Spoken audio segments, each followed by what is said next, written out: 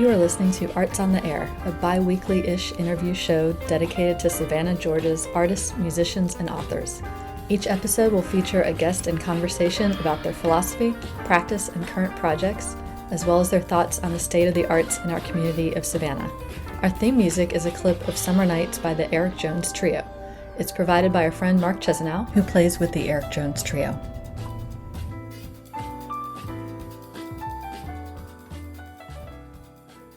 Hey everyone, welcome to Arts on the Air. This is Tamara Garvey, and I'm with photographer Bailey Davidson. Welcome, Bailey. Hello, welcome. Thank you. So good to be talking to you. We are neighbors in our City Market studios, so this will be fun getting to know you. Yeah, for sure. Well, I will start by reading a little bit of your background from your website. Okay. So you're from Milledgeville, Georgia. That's right. Not too far away. 2.5 hours. And then you studied theater in college. I did. And then you got your MFA in photography from SCAD in 2001. That's right. All right, so I'm going to read a little bit. So since 2001, you've maintained a freelance photography business specializing in commercial and editorial work while continuously creating art. So I wanted to talk a little bit about how you were into theater, and then you went to New York after school. That's exciting. Were you wanting to go and make your way as an actor? Absolutely, yeah. So I started theater in college. I didn't do it in high school. I was more into sports and stuff in high school and focused on just different stuff. But when I got into college, I started studying art, visual art. I'd always been a visual artist growing up, but I started studying it kind of professionally, I guess, if you will.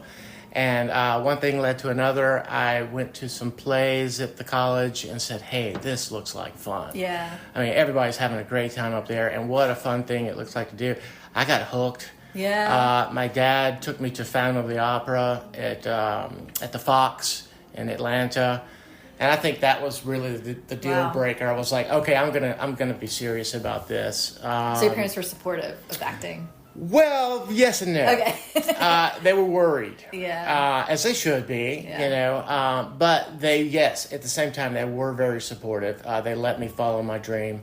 And yeah, so I got a theater degree with a concentration in theater performance from Georgia College and State University. Well, it was Georgia College then. Okay. And I think it's Georgia College again now. Were you musicals? Were you singing, dancing, or were you acting? Yeah. Yeah, a lot of musicals. Didn't know I could sing until I had to. Okay. You're forced into it. Yeah, I didn't know I could dance until I had to. But I was always kind of athletic, so it was not a big stretch. Yeah. I grew up in a musical household. My father's a concert pianist, so it was always around. Oh, that's really cool. Yeah. So then when you moved to New York, what was your life like there? Scary. Yeah. You know, it was initially, of course, it's very exciting. I lived in a super, super small studio apartment when I first got there. My rent was $700 a month, which is, if you think about it now, it's just crazy to live by yourself in New York on the Upper East Side. On the Upper East Side, yeah. This was like the late 90s? This was 96. What a wild time to be there. Yeah, it was cool. Was that like Rent era? Yes, yeah, okay. That's right. Rent was on Broadway at that time, if I'm not mistaken, yes. And it was super exciting. I was auditioning. I was waiting tables. Yeah, stereotypical thing. Yeah, I worked as a stagehand on Broadway.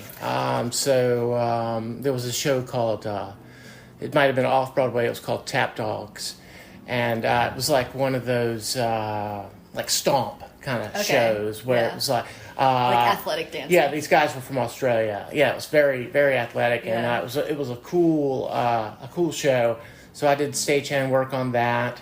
That sounds like a more masculine kind of musical. Yeah, it was super macho. Yeah, a lot. They were macho Australian guys. Yeah, exactly. But they were cool. They were artists as well, and I still stay in touch with some of those guys. Oh, that's amazing. Yeah, so it was really cool. I wanted to keep going doing that, but the show started touring all over the world, and at the same time, I got an offer for a movie, so I was going to have to quit my stagehand job anyway in order to go do this film. So it all worked out the way it's supposed to. That's pretty cool that you got a stagehand job in a theater. That seems like a really good way to get in. Right when I got to New York, I started going to the actor studio. I don't know if you've ever heard of that. It's a pretty famous institution. So I started studying at the actor studio, which was really, really cool because a lot of famous people study there. And you would be sitting in the audience, next to Estelle Parsons, and just like, wow, this is super cool. Like really New York. Yeah, we're really studying art. As a trade-off to be it was called a working observer at the actor studio. You would come in on the weekends and early on certain days help with the lighting, cleaning up, sweeping the floors, whatever it took just to kind of working your way up to be around. Yeah, through all of that, I met a guy who was leaving that job at the Tap Dogs, and he's like, "Hey, this would be great for you. You don't like waiting tables, do you?" I'm like, "No, I suck at it. I'm terrible." I actually got fired because I was too nice to the customers. So, again, that's a real Georgia problem. That's New York City for you right there. The guy's like, "Hey, stop asking people how they are. They don't care." And I'm like, "Okay, whatever." It's amazing. So everything happens for a reason, and so it was great. But long story short, I was a little stagehand for a while, and then got a film, and then shortly after the film, what was the film? Oh, it was called. I'm not even actually sure what they ended up calling it. The working title was called "Bringing Down Django."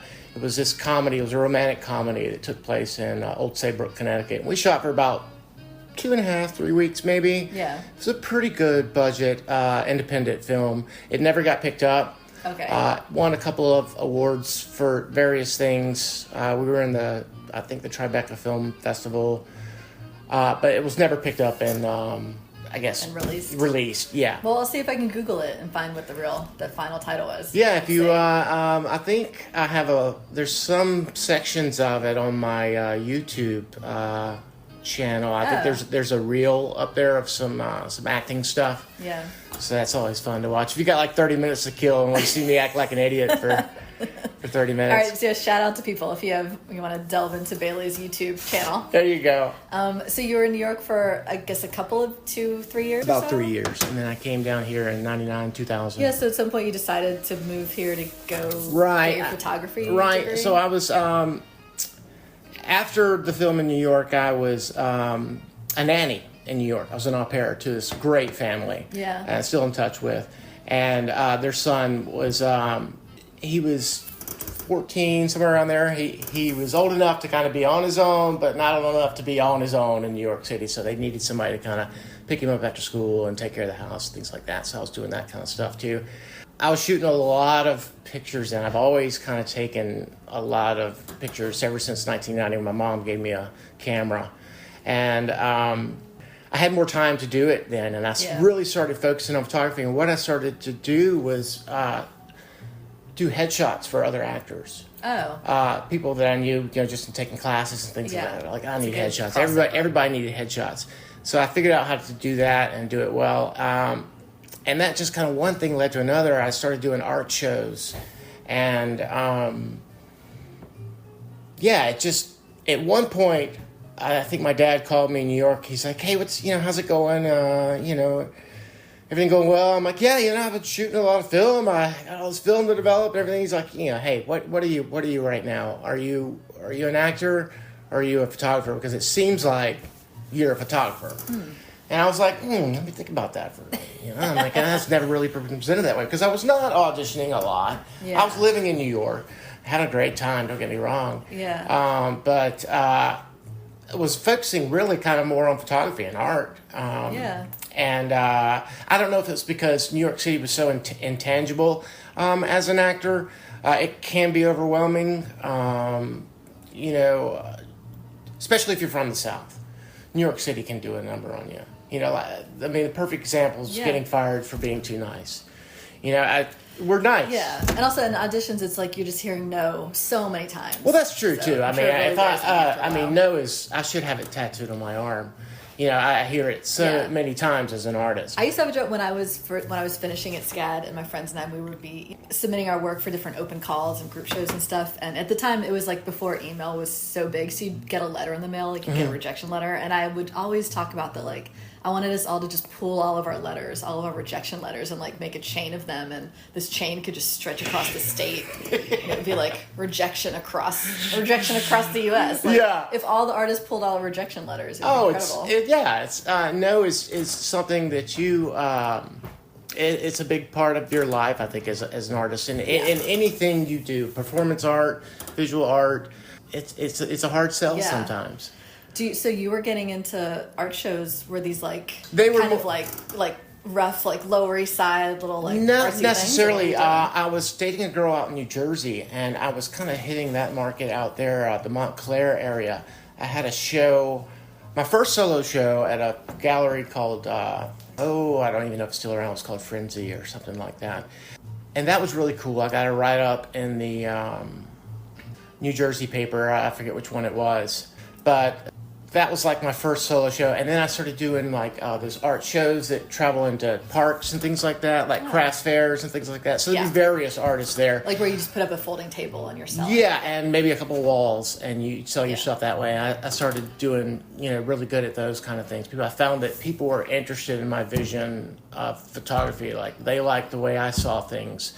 And so I was, this is interesting. People actually pay me to make art. Were your art photos, was that portraiture or was that some other subject? At that point, it was very rudimentary. It was more, when I think about it now, kind of stock photography.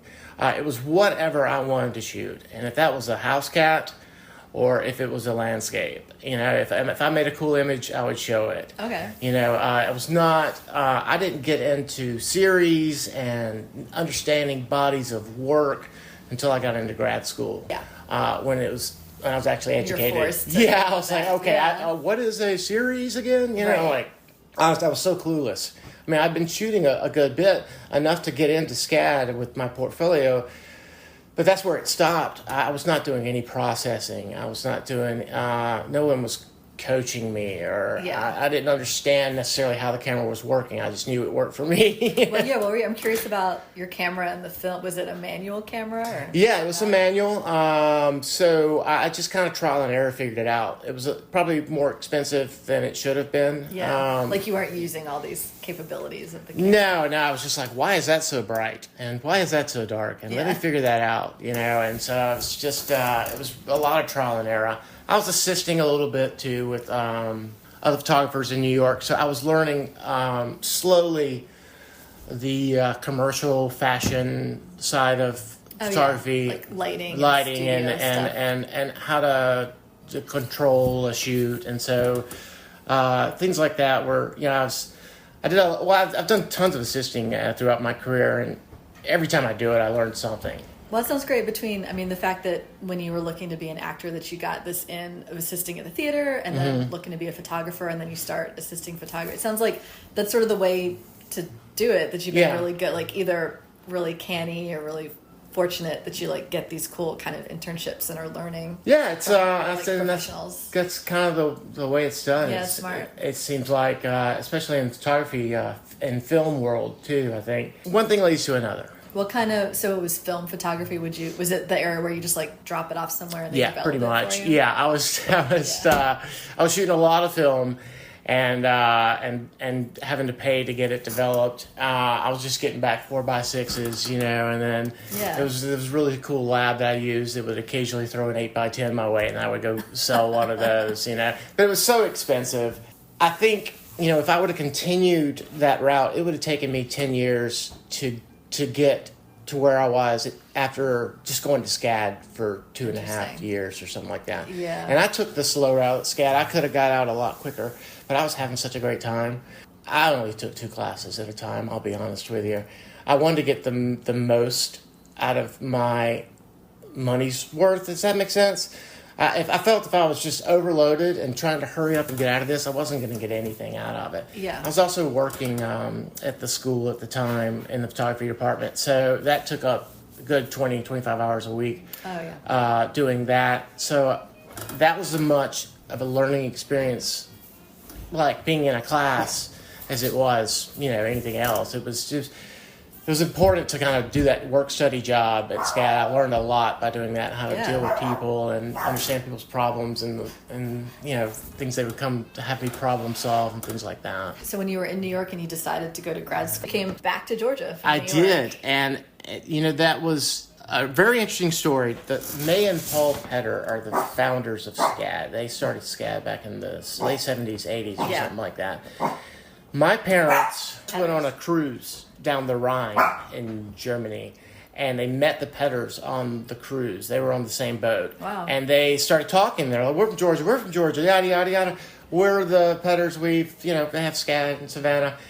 My parents were like, hey, this sounds great. Like, what a coincidence, right? Like, my son's in New York, a struggling artist, and it sounds like what you've got is a nice little program for him to come figure out exactly what it is he wants to do with the rest of his life. Not being big, scary New York. Yeah, anymore. And not just spending googles of money living there trying to figure it out in Savannah, Georgia. Yeah. So I came down and looked at the school. Of course, I was impressed. May and Paul have passed now, but they were both very sweet to my parents and I, and showing us around the school and everything like that. And it took me about maybe 30 minutes to decide, hey, this is badass. Yeah. Like, I'm gonna come down here and really learn about photography. And if they'll have me, I'll come. And the city is just, New York is really intense, and some people really thrive on it. Yeah. I think most people, to some extent, it's really hard. And so you come down and just see the beauty of Savannah. Of course, you jump on that. And it was interesting because, being from the South, I went up there in that mode, but I quickly adapted to New York City mode and became that person that New York City wanted me to be to survive. Yeah.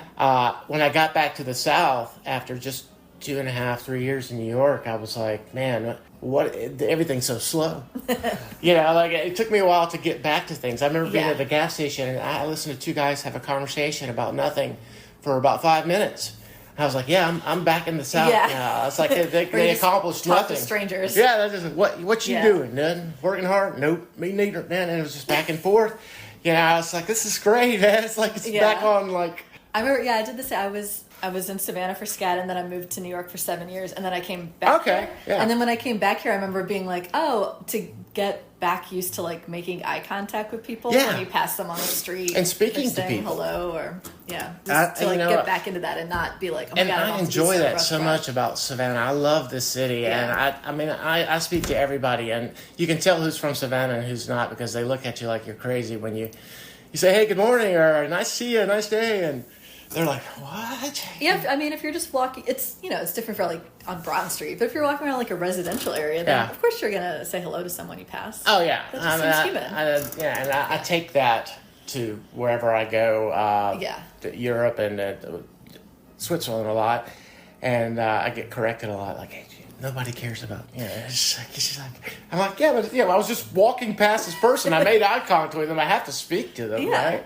It's just a little good day. It's simple. Yeah, it's not that hard. But I really like that about Savannah. And it didn't take me long to get back into the groove. Yeah, you get back into that groove of things. And I was like, this place rocks. So you got here in 2001, which... Yeah, 99. Okay, 99. I got 99 or 2000. Oh, that's right, because you graduated in... 2001-ish. So, oh my God, I love when I talk to people who've been in Savannah since the 90s, because I'm like, it's like the Midnight in the Garden era, so I love talking about that. Well, I remember watching that movie in New York and saying, what a cool place, because we didn't come to Savannah a lot when I was a kid.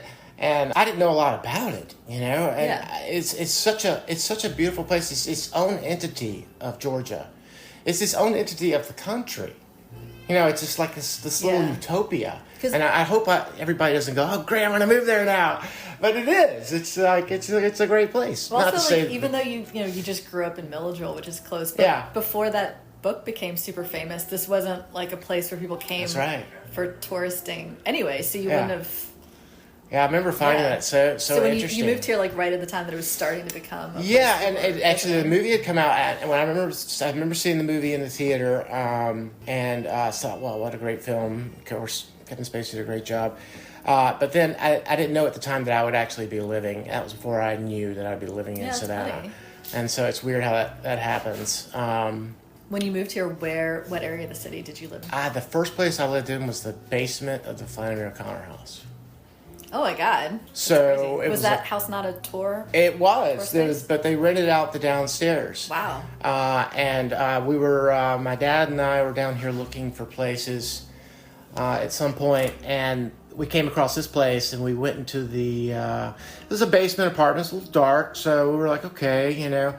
Went into the back, and there was this beautiful courtyard and a plaque back there, and it said, you know, in honor of Flannery O'Connor. We're like, wait a minute, where are we? And they're like, you're in the Flannery O'Connor's birthplace. And we looked at each other like, sold. That's wild. Yeah, like, we'll take it. Because she died in Milledgeville. And she spent a lot of her life there. And my father was her mother's dentist until she passed away. I mean, that's a really small town, so I would imagine your family would have had some connections to it. Yeah, so it was really interesting. Yeah. So we were just like, this is that's so funny to move here and end up in her basement. And that's, you know, and you read old stories, but that's where the chickens used to run around. I think in they the still. basement. I've gone on the tour at that house. I think that they maybe in the yard, like in the backyard, whatever time of year. If you happen to be here, they might be doing demonstrations with peacocks or chickens or something. Yeah, she was famous for her peacocks. I used to, you know, bless their hearts. I'd be playing my radio, and they'd call downstairs and say, "Sir, we're doing a tour right now." I'm like, oh, I'm so sorry, because I was just, they'd be like, "We have some crazy college kid." Yeah, he's downstairs. He's, you know, playing Metallica or whatever. Did you ever take any photos around the house? Not necessarily. I never shot upstairs in the house. Of course, tons of stuff in the courtyard in the back. Yeah. I lived there for about 2 years, and then got a little tired of paying rent, and I was just started figuring out, you know, hey, I could, for what I'm paying in rent around Savannah, I could probably pay for a mortgage. Wow. You know, so you were like fresh out of grad school, yes? Yeah, I was getting close to being done. This was 2001-ish. I'm so fuzzy on those dates back then. What an era when someone could buy a home. Right, exactly, right? Especially in Savannah, downtown, but it was tangible then. And this place was a fix-me-upper, and it still is a fix-me-upper. I've been working on it for 20 years now, and still continue to work on it. But the location is the most amazing. That's the key thing. It's cool. I wanted to stay downtown when I was looking, it just worked out. And this has been my home base for. Yes, so I won't give away your actual address, but you're still close to the Flannery O'Connor house. That's right. It's really cool. Yeah, it's really. I walk by there almost all the time. So tell me about your going through your photo classes at SCAD. What did you like? How much of a challenge was that? What did you like about it? Initially, I wanted to run to the hills. To be honest, I was so overwhelmed. From my portfolio, they assumed I knew a lot more than I did. They didn't understand that I was having other people print my portfolio and develop the film for my portfolio. And they were just looking at prints and chromes and negatives and like, okay, well, this guy understands composition, he understands exposure, he obviously can make a negative. Yeah. Because I guess if you'd had a photo undergrad degree, you would have done all the darkroom stuff. For sure. But I had no formal training whatsoever in photography. It was just really a hobby that turned into a profession. And I kind of wanted to give up. Initially, I was having to take a lot of prerequisite classes, stuff that I had taken in college already, a lot of art history, and I was like, this is just overwhelming. It seemed a little redundant, but the process started to make more sense the longer I stuck with it. Kind of thought I was going to leave after my first quarter and get back to New York. I was still in that mode. I was still in New York City mode, like that's where it's at, you know. And you were having success there, so I felt like I kind of switched things up a little bit. I also had a girlfriend at the time up there, so that was kind of another factor. But so was the darkroom techniques was really, really hard to learn, or was it just that people were kind of rude about the fact? No, it was. I think the initial class I went to was like, okay, this is what is due next week, and I was like, I have no idea how to do that, and so I went to the teacher and I said, look, I'm not sure what happened, but I may have been put in a more advanced class than I need to be in. So actually, what I did was I went to the intro class and went to the teacher of that class and said, hey, can I get into this class? I understand I won't get any credit for it. Yeah. But I don't understand what they're talking about in the other class. They're developing film already and printing in the darkroom, and I need to learn that in the intro. I don't know how to do that. So I took a step back and took that intro class and got no credit for it. Yeah. But it was crucial. But you needed it. I couldn't have gone any. I mean, I could have figured it out maybe on my own, but that's kind of not what I was paying for. Yeah. And then after a while, you started enjoying it here, and you didn't want to go back to New York. I didn't want to go back to New York. Yeah, one thing led to another, and I ended up with a master's degree. Can you in the dark rooms that they had, were you developing like color photo, or can you only do black color, and white? Black and white is right? mostly done with a drum. You can do it with chemistry in the dark room and things like that. With color, you can do it in the dark room, but it's mostly done with a C41 machine, which is a color processing, film processing machine. Yeah. Which makes color negatives. So the black and white stuff is what you start out with. Is you put it in the drum and you agitate it with the developer and everything like that, and you have to do it in the light. You asked a question about the classes and how that was like starting that way. I think because I went straight to the guys that run the building and said, "Hey, can I work here? I want to get a job at the building and learn as much as I can about equipment checkout, about studio equipment, everything that has to do with photography." I just wanted to be completely absorbed with it. And they were kind enough to let me do that, even though I had no experience whatsoever. Yeah. They were like, "Okay, well, you seem, like a grad student, you seem pretty motivated.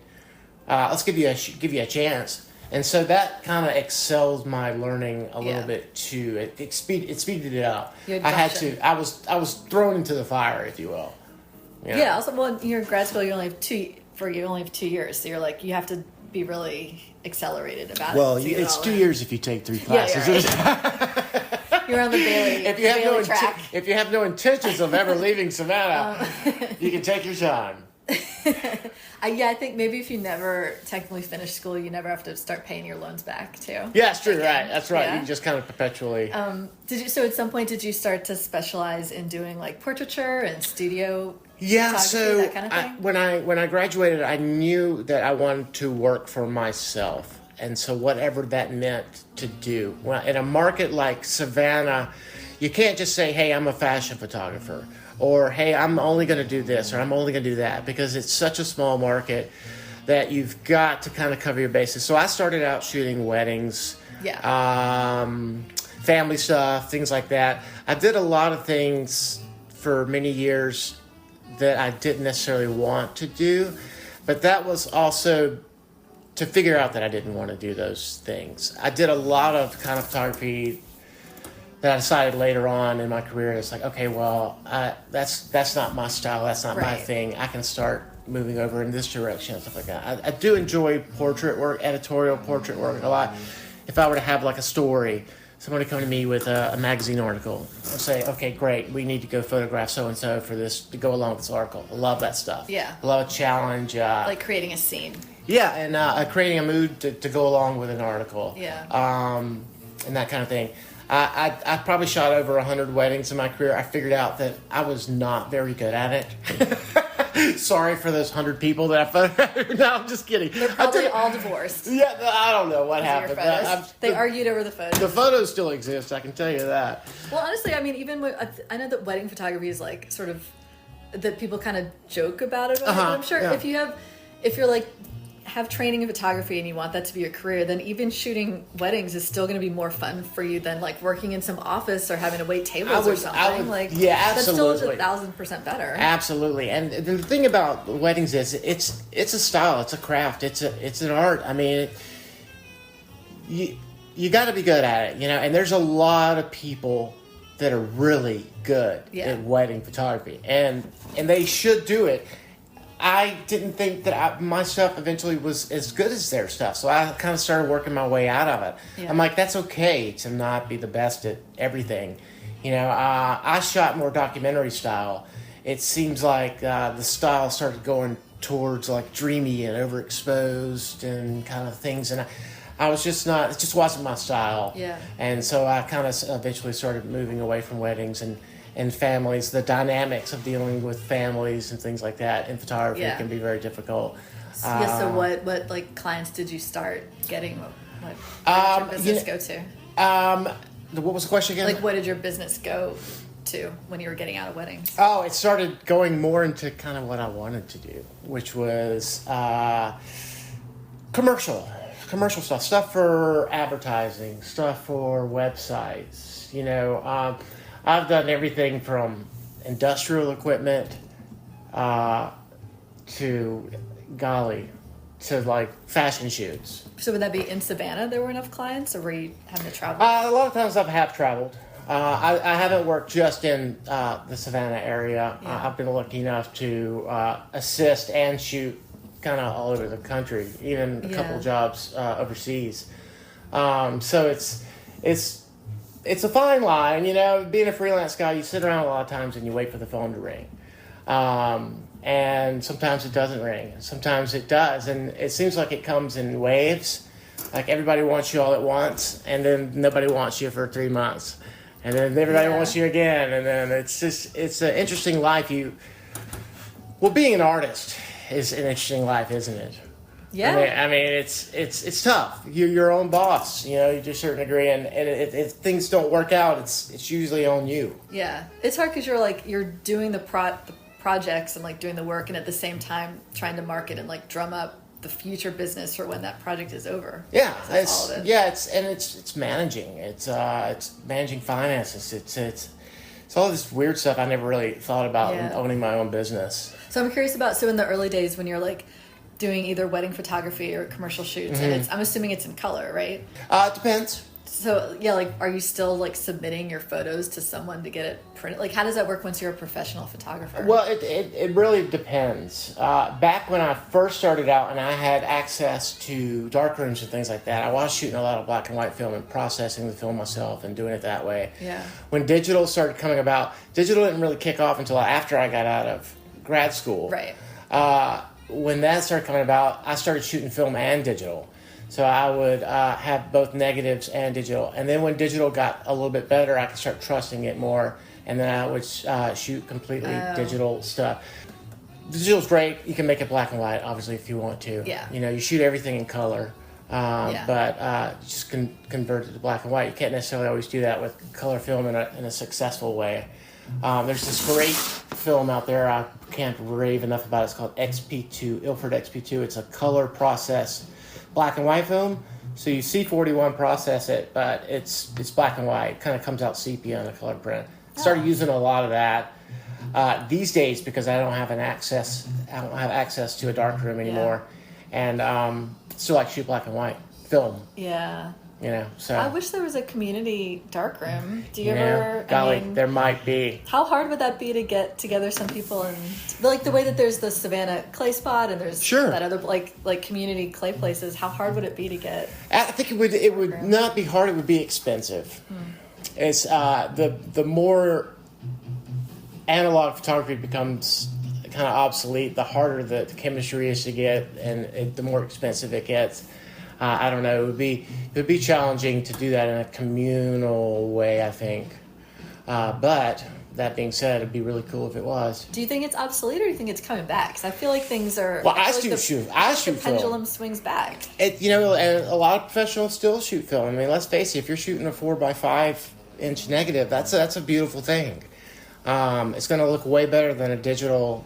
Is that like a large format camera? It is. That's a 4x5 inch negative, and then they make 8x10s, 11x14s. The bigger you get, the more quality there is, and there's still a lot of professionals shooting film. I would say commercially, it's all digital, because most clients don't want to pay for film processing anymore and printing, and the delicateness of film photography.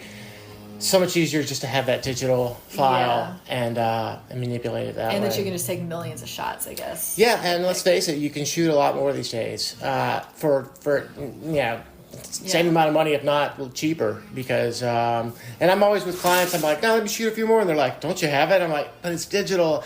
There's safety in numbers. Right. Like we can't ever have enough. And it's not costing me any extra to shoot.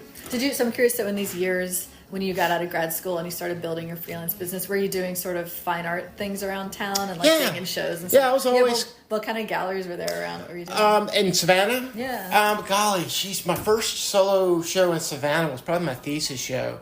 and that was at a gallery called Oglethorpe Row. Do you remember that? Was that like Pinnacle Gallery? Because that was on Oglethorpe That Street. may have been the same gallery as well. I feel like it was connected to the house that like Paula lives in. And Oh, then next Pinnacle. to it was Okay, Pinnacle Pinnacle Gallery. was a SCAD gallery. Okay. Yeah, I loved that one. Yeah, that was a really cool space. She still lives there, but she's moving over to Gaston. I don't know what that has to do with anything. just intel. But anyway, I had some shows at SCAD and did some like traveling shows. This one show called For the Love of Dogs, which traveled all over Europe, which was really cool. Oh. And it was just coffee shops and things like that. I would just put up shows. My most recent show, I guess you didn't ask that, but it has to do with my thesis show. Was it's called Bailey's Acres, and that was last October at the JEA. Oh. And it was a continuation of my thesis work from 2000. Oh, from 20 years ago. That's Yeah, cool. so I've constantly worked on this particular series called Bailey's Acres for over the past 20 years. It's all Holga film pinhole camera work. Wow. And I had accumulated so much work, it was time to have another show. So what is that series? What is that? Bailey's Acres is, well, it's kind of hard to explain. It's anything that I shoot with that particular camera. Okay. And which is a Holga 120 film. It's just like a pinhole camera. You tape them up. They have a lot of light leaks and things like that. It's very, very finicky camera. Yeah. You don't always get great results, but when you do, they can be pretty cool. But Holga is just one of the ones we had to use at SCAD. Oh, okay. It was kind of to take you back to the basics. Yeah. Here's a piece of film. Here's a light sensitive box. Go for it. I do. So in high school I took one photography class, and I remember we did pinholes. Yeah, I guess everybody you have to start with that. It's a I guess you could say it's a sophisticated pinhole camera. Right. It takes 120 roll film, and but it's inconsistent, just like a pinhole camera would be. Yeah, because there's this whole element of like chaos that you don't have total control Well, over it. there's so many elements that go into making a good negative, and light being the most important, and but then you got focus and all these things, and there's no really way to understand those with the camera. It's kind of a crapshoot. Yeah. And so when you get a good negative, it's like it's like Christmas morning, or Hanukkah. It's, 8 Hanukkah mornings. Yeah, that's right.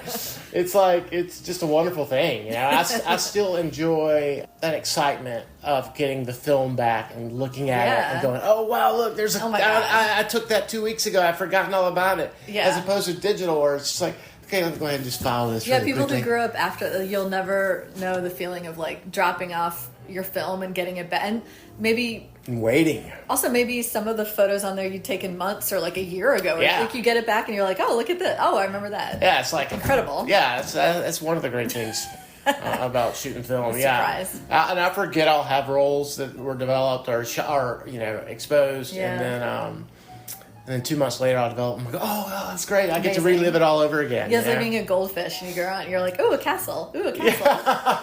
Everything Look, is kids, new. Big Ben, Parliament. That's a European vacation reference. If I have to say it. Yeah. I was gonna ask you. You mentioned that like before you went to grad school that you kind of had no concept of doing like series and really planning things out. Mm-hmm. So was that like a big part of grad school, was just being very conceptual about things and like it was about understanding what you're doing and thinking about what you're doing. Before I got into grad school, I was doing, like I said this before, a lot of stock photography. Yeah. So I was shooting things that were just beautiful and things I would see, let's say, in the mainstream. I thought that's what photography should be. When I got into grad school, they were like, hey, you can take this to a different level. You can say so much with a body of work, personally, or what you want to say about something environmentally, or there's so many messages that you can say with your art. Yeah. And that never really occurred to me before then. I was just like, I'm just going to make a beautiful image, and hopefully somebody will buy it. Yeah. But, it's...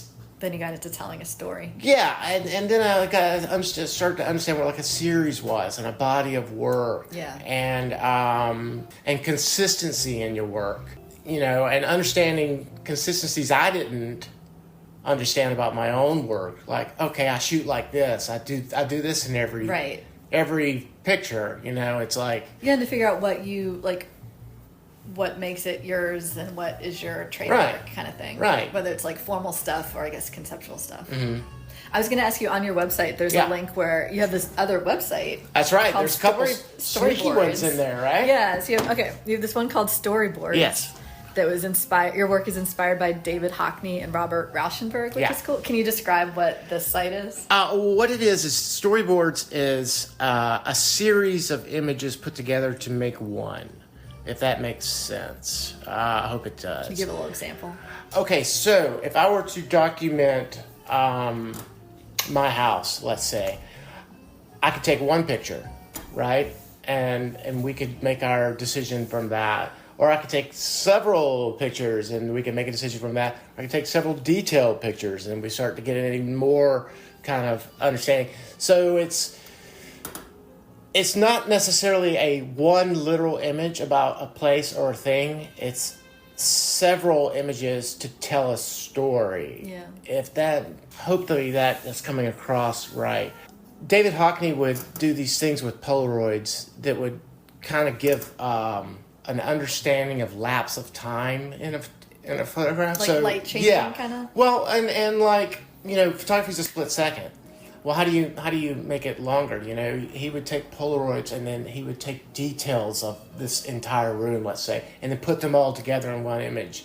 And that represents a lapse of time. It took 30 minutes to do that. Oh, yeah. So it's kind of one of those things, and a little bit of Rauschenberg because of the way he would just play with colors and shapes and patterns and photographs and just collage them all together. Yeah. These are photo collages, usually told in a linear right to left, or left to right, I should say, story. Yeah.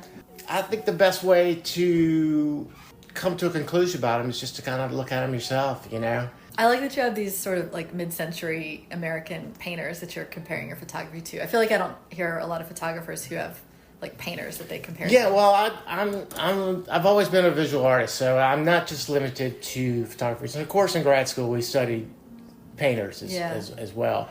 And I do paint as well. I've always painted and drew. I started out as a drawer. I wanted to be a cartoonist when I was a kid. Oh, yeah. Yeah. And so that was my big thing. I was a big Garfield and Peanuts fan. Yeah. And I used to draw little cartoons and send them into the newspaper at the Macon Telegraph, and they would publish them, and I'd think like, I'm going to be a cartoonist, So I was always going to be. Cute. I was going to be an artist, There was no question about that. I can't sit in an office. I can't work in a bank. Just not programmed that way. When you describe the images on your storyboard site, I was wondering if you've ever done any work of your photography with the movie industry, where it'd be sort of this crossover between your acting intro and then the photos, because it almost sounded like you were creating, like storyboards for like it could when people be do background work for movies, when directors do that. Storyboard is, I guess, a film phrase, because most motion guys will create storyboards for their films, which are basically like comic strips, kind of. But I guess they're still doing that these days. I don't know. Yeah, it's a lapse of time. Instead of it just being a singular image, it reads more like a film would, or more cinematic. You get to make your kind of own decision about this place. If it was just one image, it may not be as easy, but with several images. And there's also an aesthetic to it as well. It's colors and shapes. And at the basic level, that's what it is colors and shapes. Yeah. And then you can go further into it if you want to. It's just it's eye candy. So you're now my neighbor next door in City Yeah, Market. that's right. You started in July. When did you start taking all these photos around Savannah? Because as soon as I got here, You're selling in there. Yeah. I started shooting Savannah from the time I got here. Okay. I did a book for SCAD called Seasons of Savannah. So that kind of got me into getting a lot of stuff in Savannah. I've done a book on Savannah called Savannah Past and Present, which was a rephotographic survey I've seen that book. Yeah, have you? I have. There's several concept books out there like that, but mine's called Past and Present. Yeah, that's where it was sold there. Both when I was in SCAD, and then later when I moved back to Savannah, I worked there a bit, and I remember that. Oh, I didn't know that was you. Yes. Oh my God, I've totally seen that rephotographic survey. Another hobby of mine is getting old photographs from the late 1800s, early 1900s, whatever, and going to the current position, current day, exact spot where the photographer was, taking the same photograph, same amazing. Angle, everything at the current day, and compare and contrast. Was that a SCAD project? Like they hired you? No, I did that on my own. Okay. It was but you just sold it through Shop SCAD. Yeah, I did, and I sold it at E. Schaefer's and Paris Market. It's a cool book. It was. I printed 2,000 copies, and it's sold out now. But that was after I had done a book on Milledgeville called Milledgeville Then and Now, which is the same premise. I forget what we were talking about. You had asked me. Can you reprint those books? You could, sure. Yeah, I could do more, but it's an issue of cost. Okay. And also sitting on 2,000 copies of books, like where do you? But now there's all these ways that people do, print for themselves, and I think it can be much smaller quantities. Oh, sure, and I think I could probably set it up to do it online and sell them one at a time. They would probably be a lot more expensive that way. But if people really wanted one, I've also been working on a website trying to get that up, Savannah Past and Present, because the book is out of print, and I still think it's valid work. Now that you have your City Market Studio, I feel like those books, that would be the perfect place to sell. It's funny how things happen. I sold them all, and now I have my own gallery space where they would be perfect to sell. So it's one of those things. Maybe a second printing. Maybe it was done in 2011. So if you can believe it or not, Savannah has changed so much. At that time, it'd almost be time just to redo it completely. Yeah, that's true. You could do those things every 10 years and they'd be fine. Milledgeville's the same way. Yeah, it's changed since I've done that book in 2008. Savannah, Past and Present and Presenter. Yeah, and more current. More currenter. That's catchy. More currently. Well, yeah, if you did that in 2011, there have been so many advances in the ability for people to just print. Well, I was going to say the ability to just print your own stuff. Oh, sure. Cheaper. Yeah. I'm really trying to pressure you to do this, Bailey. Okay. I really want one of these books. That's what I'm saying. Have you ever you've seen it then? Yes, I've seen it, but I didn't buy it, and I didn't realize it was going to be sold out, so I would have bought one. I only printed 1,000 of my Milledgeville books, and they sold out in less than a year, and I still get requests to this day. Did the whole town of Milledgeville buy one? I think so, and a lot of people all over the country. You would be surprised. I am surprised. How many I shipped out all over the country and the world. That is pretty amazing.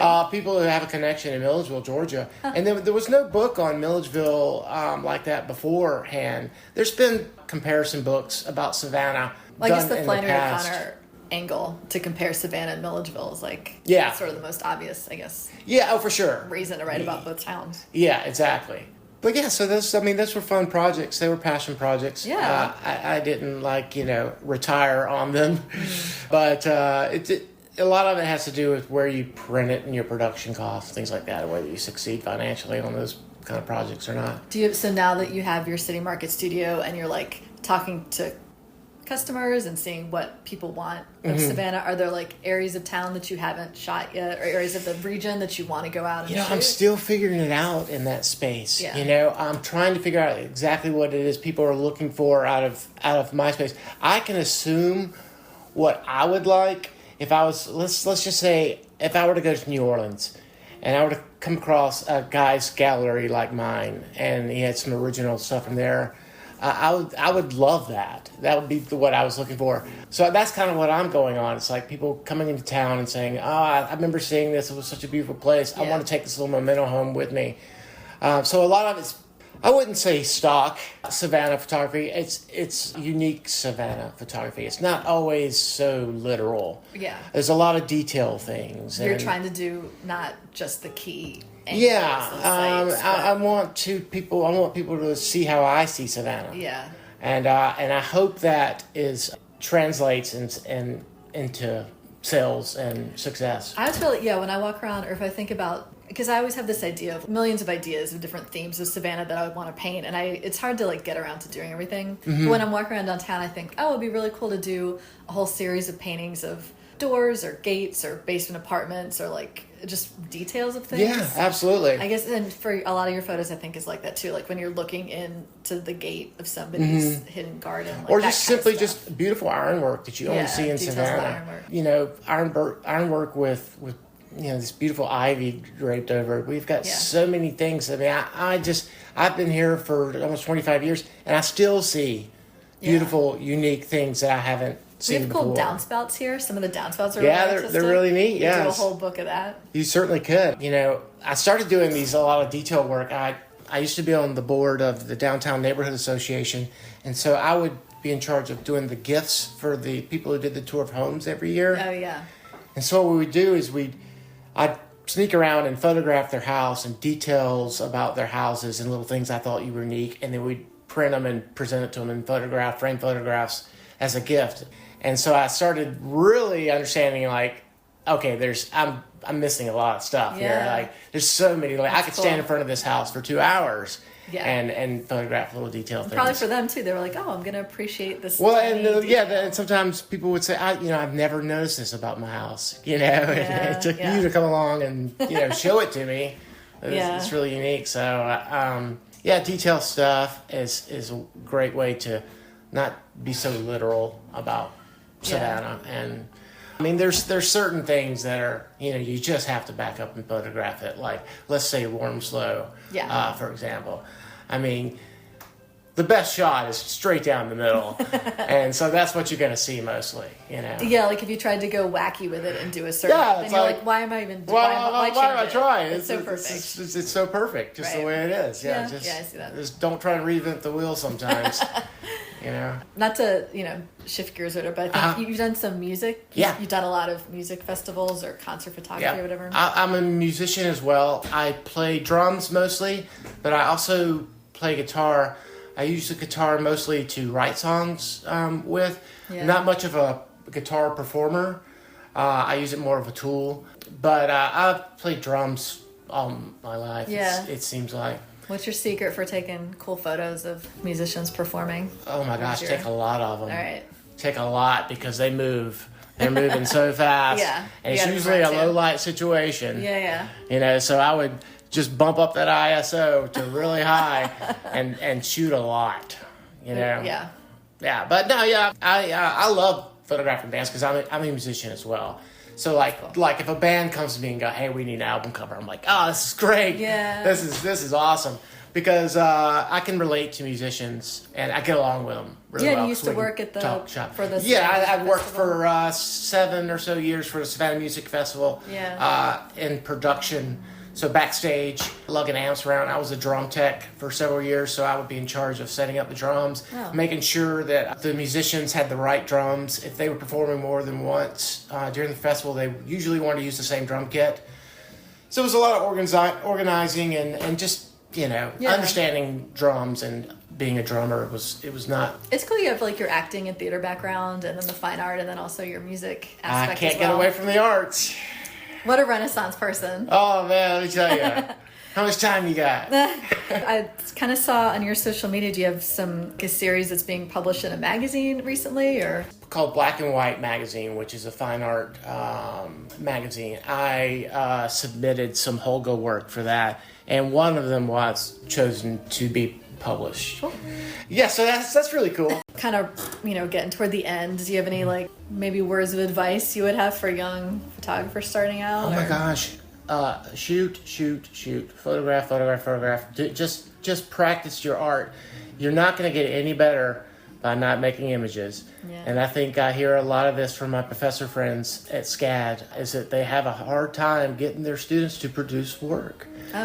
And you have to work. It can't it's not going to happen overnight. I mean, if it's photography, you've got to practice. If it's painting, you've got to practice. If it's illustration, you've got to practice it. You've got to produce and stay focused. It's a tough world out there. Nobody's going to give you anything. Does that make any sense? Especially in the arts. It's competitive even when you're trying hard. It's very true. So produce work. What do you have coming up? What's anything you are looking forward to working on or new goals? my gallery has been my biggest focus right now. Yeah. Trying to get that off and running. As you understand, being a gallery owner, it's a fine line between you can get there and not, because we both do other jobs as well. Yeah. But yeah, no, I think I'm having a really good time with that. Yeah. I like being there. I like talking to people. Yeah. I like having people look at my work, and it's fun. I enjoy it when I'm there, and I would like to be there a lot more and focus some more energy on figuring out exactly what it is it's gonna sell in that space. You know, because right now it's a little bit of trial and error. I haven't been there that long. I do make sales, but they're kind of all over the place. It's like, you know, art is in the eye of the beholder. Every individual comes in and sees something different. Yeah, and also you hadn't been coming to it with, like, your past years, you haven't been spent just doing craft shows and art shows and selling things. Like, so you're kind of coming in newly in this retail way. A little bit, You know? Like, I feel like you've mostly been working as commercial, so it's new for you to here's all my images, here's how to mat them or frame them and sell them. Like, it's a whole new realm. It was so overwhelming when trying to decide, like, what was I going to show in this space, because, first of all, it's a limited space. It's small, and I've been photographing since 1990. So I've amassed so much. A big body of work from all over the world, and sometimes it's just overwhelming to go, where would I even start? Right. What do people want? So that's what I had just to really decide. Okay, this is Savannah stuff. This is low country stuff. This is going to be about where we're at, because that's where people are shopping. And you have tons of Savannah images. Tons of stuff that I haven't even scratched the surface on, and I can't stop shooting it. You know, I won't. Yeah. I'll never stop working. There's always that better image right around the corner. Can't stop, won't stop. No. All right, well, let's shout out. So Bailey and I are next door to each other in City Market. We're on the side that's above that. Is that what it is called? The Pie Society. Yeah, we're above that when you go up the stairs down the left side hallway. Above Han. Yeah, and definitely on the weekends you can find us. Yes, usually, like, you know. You're good about weekends. Yeah, I like being there on the weekends when there's not a Georgia Bulldog football game. Oh, God. You can take the boy out of the cell. You're really, like, narrowing this down. All right, I really just, like... I'm good on the second Saturday of the month. Only if it's not during football season. Well, it's a great thing about football season. It's only a couple of months, so... Oh, my God. You know, Isn't football season, like, 9 months out of the year? Well, it seems that way, doesn't it? It sure does. I know. My wife feels the same way. She's like, oh, my God, are you serious again? Oh, my God. I grew up watching the Georgia Bulldogs. Just bring in a tiny like TV to me. have in there. It's true. I'm sure people will enjoy that. I could watch it on YouTube, but it's you know, if I'm not in front of that TV with a beer in my hand, they're gonna lose. I mean, we're in there with a beer even when we're in there. So don't pretend like you'd have to live your life any different just being at that studio. It's true. I'm making excuses here. I'll be there. All right. Well, thank you so much, Bailey. It's been a pleasure. Thank you. Thanks so much for doing this. This was awesome. You were great. Thank you. I am great. This has been Bailey Davidson, and thank you for listening to Arts on the Air with Tamara Garvey.